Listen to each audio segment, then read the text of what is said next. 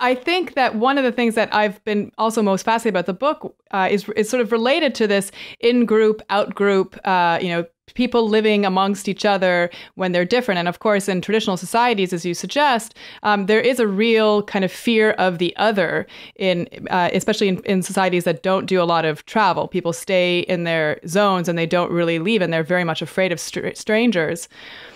Well, I grew up in Canada, and I have to admit that Canadians tend to define their culture in part by how it differs from that in the US, which in the grand scheme of things is very little.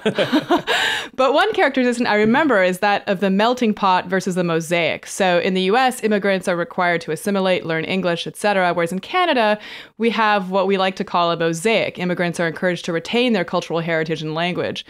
It seems from your book that you suggest that this kind of mosaic viewpoint is perhaps more beneficial in general for society. Is that an appropriate characterization? I wouldn't put it quite in that way, but I would say some things related to that. The reality is that throughout human history, we've had mosaics. We've had nothing but mosaics until relatively recently. The first state government didn't arise until about 5,500 years ago, and it's state governments that impose one language and one culture on different peoples within their boundaries, within their empire. So humanity for 6 million years has been mosaics, and it hasn't done us any obvious harm. As an example of where mosaics do us good, and this is a Canadian example, the biggest single surprise that came up for me in writing my book was to learn of some recent studies in Canada within the past few years about the benefits of multilingualism. So when Canada with its mosaics, when you get multiple languages, people are likely to learn several languages. And a feared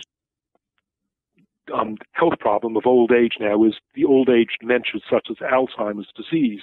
People ask, what can I do to protect myself against Alzheimer's disease? Should I play bridge? Should I play Sudoku? Should I take some pill?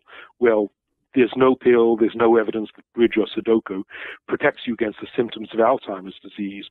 The only protection we know of was revealed by some recent studies in Toronto, which are that the only protection is to be multilingual.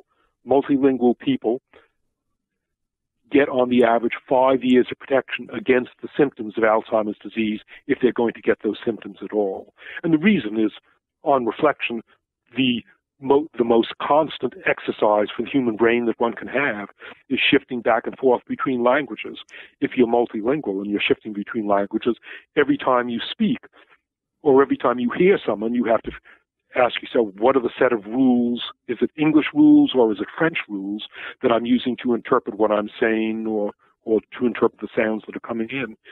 So language is the best exercise for the human brain, just as doing push-ups and muscle machines are good exercise for the shoulders. And that's why multilingualism or mosaic society brings these unexpected benefits, protections against the symptoms of Alzheimer's disease.